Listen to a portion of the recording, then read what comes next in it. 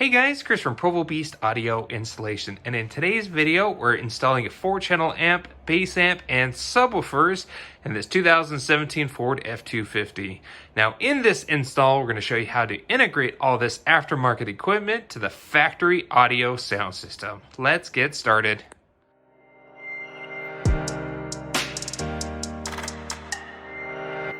Now one quick thing to note here, this Super Duty does have the factory Sony sync system. It's the upgraded sound system, so we'll keep that in mind. We'll talk about the different variants here on the bench.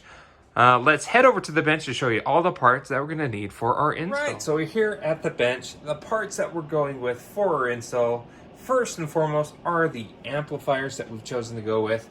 It's these bass amp and 4-channel by Skar Audio. This is the RP801D. It does 800 watts at 1 ohm. It's going to power two SDR 8-inch that we'll show you here in a minute. They're already in the truck, but those two 8-inch will sit underneath the seat. And our 4-channel amplifier is going to power all our speakers, 4 doors, and 2 tweeters. This is the SKM 404D as well. We have 2 crossovers here mounted as well. Now to support those amplifiers, we need some wiring here. We're going to go with 2 different kits. We have the 8-gauge OFC kit by Skar Audio. This includes everything that we'll need, but that will be for our 4-channel. And then we have a 4-gauge kit, OFC kit, that'll power our bass amp. Now for the factory integration piece, again, remember I said we have the factory Sony sound system. The best possible way for the best, cleanest signal out of the factory equipment is we're going with this AmpPRO 4. It's the AP4 FD21, and what this does, it allows us to pull a fully digital signal out of the factory radio that doesn't have any crossovers or anything like that. Provides 6 channels of RCA output and a remote turn-on wire for us. For wiring here, we want a plug-and-play system, so we're using the APH FD01. This kit is a wiring kit that allows us to unplug the harnesses from the factory amp. These will plug in its place and wire to our new equipment. So again, makes this totally plug and play. We don't have to cut any of the factory wiring, and the benefit of that is in the event the owner wants to go back to fully stock, everything will plug back in its place. This amp rack we actually cut out of MDF, and it fits basically identically to the shape of the factory sub that was back behind the rear seat. We pulled the rear sub out already. We traced it on some cardboard and then used that template for a piece of MDF. We carpeted it. We put on a lower bracket to snag the lower bracket bolt, and we will use the factory bolt from the subwoofer up here in the top corner. Between those 2 locations, this thing will be nice and solid. Now, our factory amplifier, if you can visualize, will kind of sit to the off side of this here, so we have very short runs that we need to tap into. What's cool about this harness kit is all our speaker outputs from the factory amplifier are literally 2 feet away. We can use this kit to run and wire everything up here on the bench. Now this is what the amplifier rack that we built looks like installed. Obviously not wired up here, but just as a visual, that's where we pulled out the factory subwoofer and made that shape to fit that exact same location. We snagged the same bolt location from the factory sub, and we're borrowing this bolt strapping that'll hold the bottom edge. We'll tighten that all down. So that's what that looks like all installed, nice and clean. Got our crossovers for our front speakers, 4-channel, and our bass amp. Okay, so we have our kit now pulled apart. Cool thing is there's T harnesses here, there's load resistors here, and our main harness output. So this fits one of the 3 plugs on the factory Sony amplifier. The nice thing about this plug is it includes all our speaker wires. It includes the center channel, which we won't use in our application, but it also is pinned for our tweeters separately. So this includes everything that we need to hook up our 4-channel amplifier without having to run any new speaker wiring or tap in any other location. So it also includes this T harness here, this blue connector one. This essentially can provide signal to your aftermarket amplifier. If you do a high level input to that amplifier, it makes it nice and easy for you to just add an amp using this harness. And again, they supply a ton of length of wire, just depending on where you install this. Now this last harness here has these load resistors. Sometimes, especially known within Fords, if you don't put a load on the factory audio system, you could hear some pops or whines or noises, or just the audio is distorted. So what this is designed to do, it actually plugs into the factory amplifier.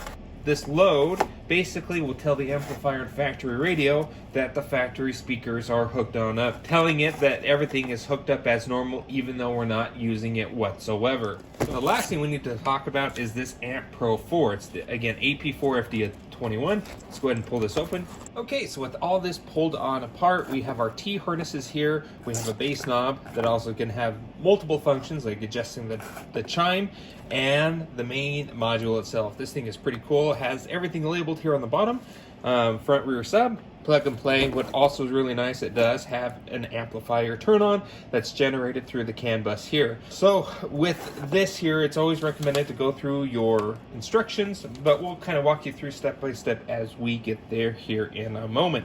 So first thing we need to do is we're going to grab our audio output harness. What we're going to do is this harness for is cut it to length.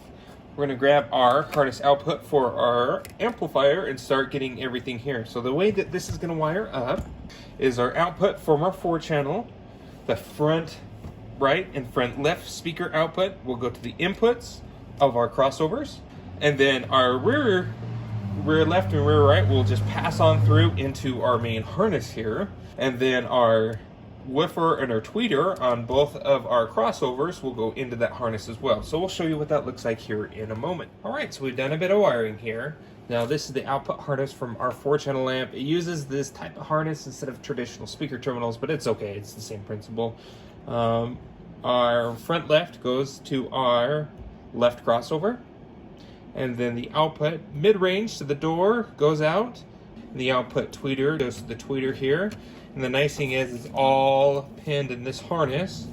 For our rear speakers, they just pass on through into this harness itself, our greys and purples. This essentially will plug into the factory Sony plug, and our connections are done. Now this also had the center channel, which we're not going to amplify or do anything with. It's our brown. We'll just leave that off, and then there's a black and a black with a white stripe that are not used, so we'll just tape those up. So with those all done, we're actually going to test tape this whole harness so it's nice and protected, and we'll actually mount it to the board so wires don't go anywhere. After this, we need to focus on remote turn-on wire, RCAs, and power and ground. Okay, we are done. Our harness is good to go. This end plugs into the amp. We actually retained our center channel just because we're not amplifying it, so might as well use the amplifier to do that for us. This end plugs to the output, so this will go to all our speakers. And we kept our load resistors there. Now, according to our instructions, these will also help put the load on the amplifier so the warning chimes will play through the speakers. We have plenty of length that'll go to our harness. We got everything loomed up here. It's nice and clean. We got it also screwed in with some anchors there. And we're done with our crossovers and speaker output 100%. So we don't have to do anything else with that. Next thing we need to do is power and ground, and we need to run RCAs up to back behind the radio cavity. We're done here at the bench. We can go ahead and get this set into place for now. Next thing we need to do is run power from the battery here all the way through the firewall to our amplifier rack. So let's go ahead and do that. Now, being that this is the Super Duty and the diesel, it has actually 2 primary batteries. There's one here and one on the passenger side. Now, we can go here to this positive post. It's a shorter length of wire, or we could run it all the way over to the other side as well.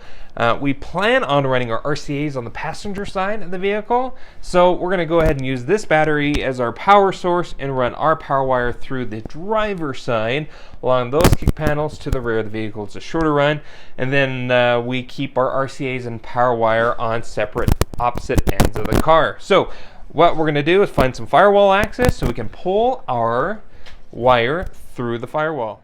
Okay, so what we've done here as we found that grommet right there. Factory grommet has a big nipple up above that we just cut off, and we passed a piece of metal hanger that we repurposed for this. Got some soap and water on it so far, get it nice and slippery, and that's where we're going to pass it through. We cut that nipple totally off, and then it exposes a hole on this side of the grommet. So we're going to go inside to show you what it looks like as it passes on through. Up underneath the steering column, here is where that wire passes on through. Now we had to put a little slit on this side as well. We have our wire pass through that rubber grommet, totally unobstructing the factory wiring. We don't want to impact that whatsoever, but we're using this factory grommet that has space for accessories so we can pass that wire on through.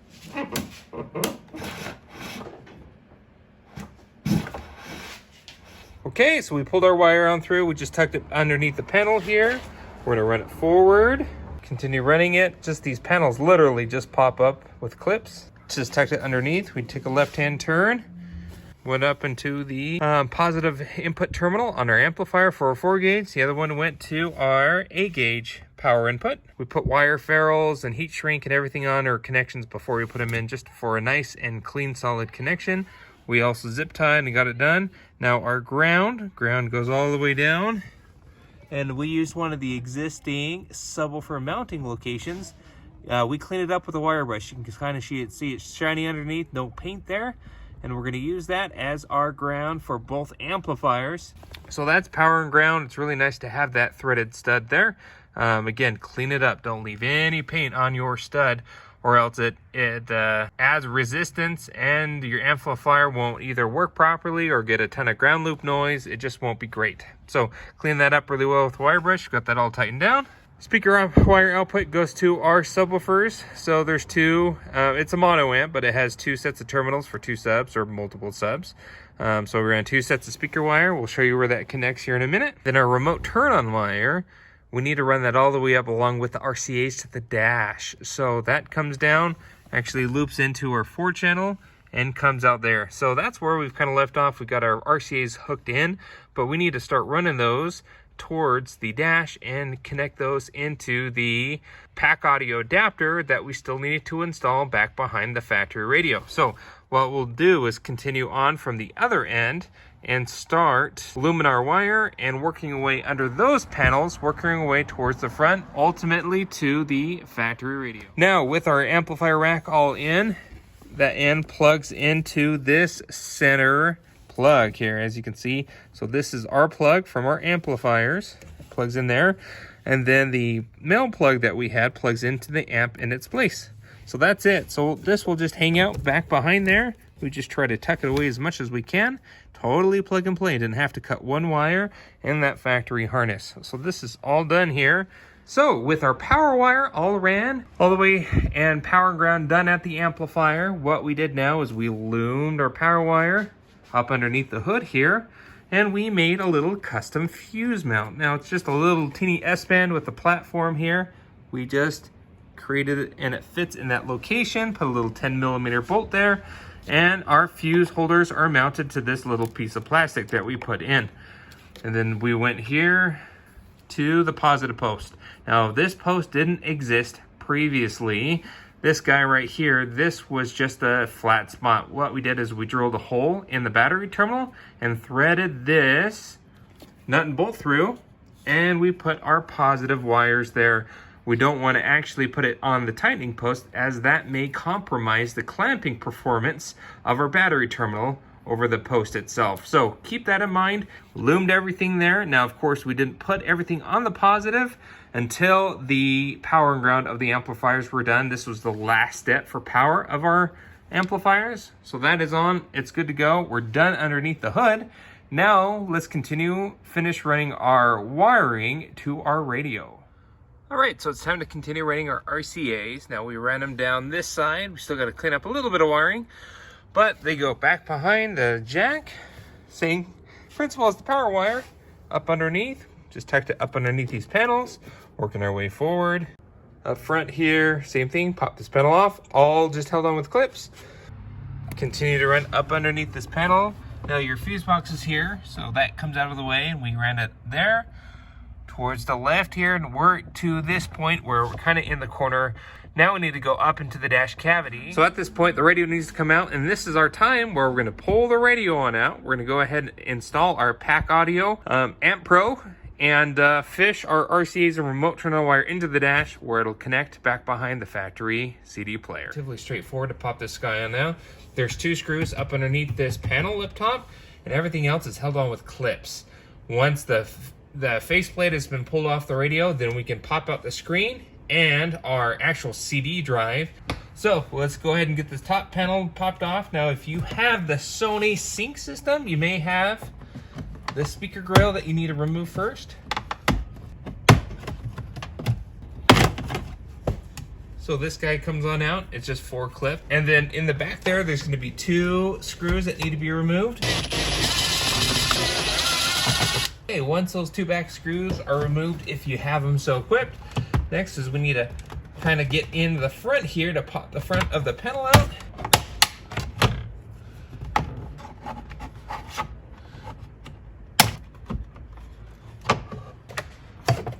Next here, we can remove the 2 screws here on the top. Same thing, 7mm.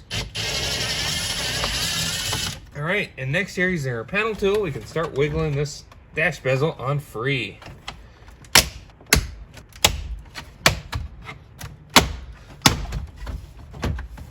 Okay, now you'll have a ton of harnesses here that we'll need to disconnect, and before we turn on anything, we need to reconnect all those harnesses.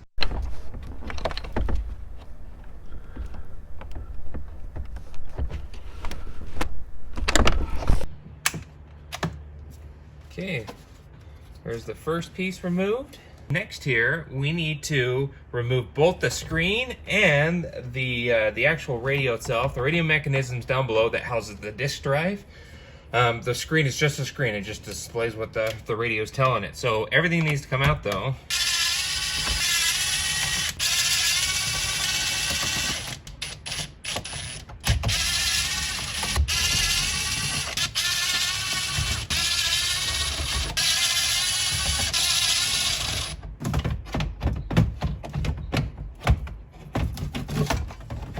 So I think we have everything taken apart enough to get our AmpPRO installed. So let's go and grab our harness kit. So we have 2 sets of T-harnesses. This T-harness here with the angled connector goes to the screen. This T-harness will go to the brain module of the radio itself. So we unplug the main harness out of the radio, and that will plug into our harness, just like that. Turn now. We will just go ahead and connect our harness back into the radio. Now this plug goes into our module. This guy needs to go up to the screen. So we're gonna fish this up into the dash here. Pop our screen out. Quickly disconnect the screen here. Unplug that main harness. Grab our T-harness. It's gonna plug into our T-harness here. This, in turn, will plug into our radio, just like that.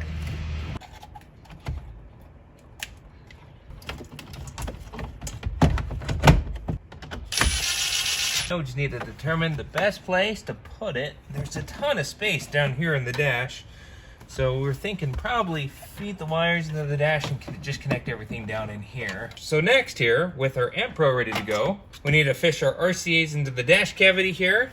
And that's going to allow us now to make all our final connections. Okay, so we got all these wires through, found a little space and just fished them up into the dash. So now we can grab our connections here. So we got our fronts, sub, and finally we have our rears, amplifier turn-on wire.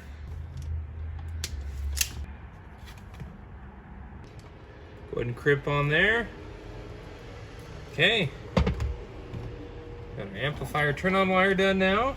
Now next we want to hook up our bass knob cable.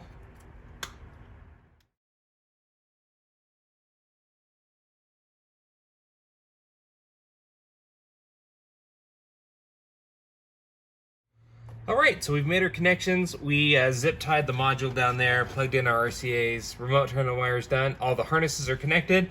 And our base knob wire, we just ran out from underneath here until we find a place to mount that. For now, let's go ahead and get this all reinstalled here. Cables out of the way.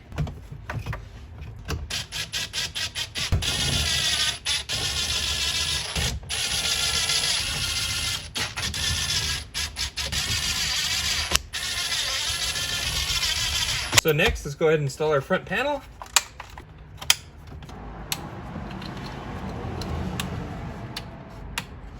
Stop right there, and let's go ahead and make sure everything turns on now. Looking back, our amps are turning on. Now we haven't set gains or anything yet. Okay, everything seems to be working here, so that's important.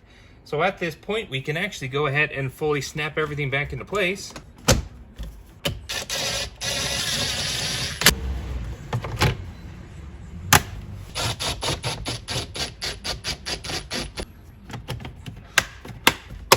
All right, so that's all in and good to go. At this point now, we need to go ahead and run a test tone through the sound system so we can set our gains and do a little bit of tuning. So let's do that.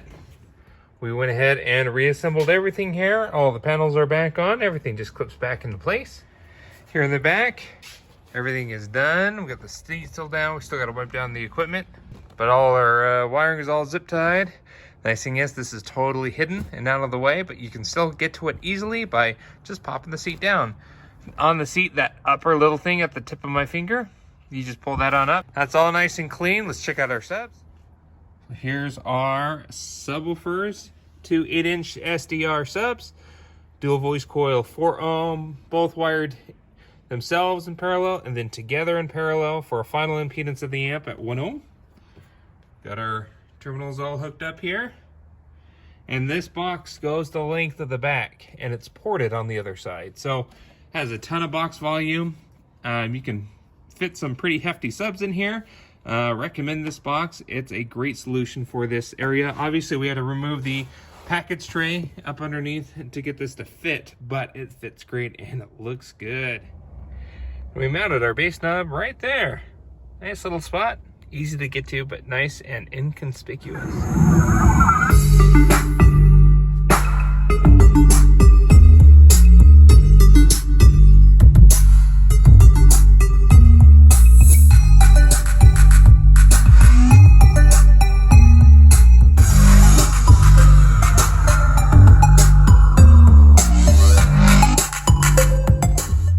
That's about it for this install. This thing is awesome. It sounds great. Everything is buttoned up nice and clean here. If you have any questions on what we did here, post a comment below. We also did speakers here, rear speakers, and a front component set. So check that video on out. We'll link those videos down in the description, which will walk you through step by step on how to swap out the factory with some new aftermarket speakers. We'll also link everything that we used here in the description of this video so you can pick them up at your convenience. That's about it for this install. Thanks again for watching. Be sure to hit the like button if you like what you saw. And don't forget to subscribe. We post great content on the channel all the time. And we'll see you in the next video.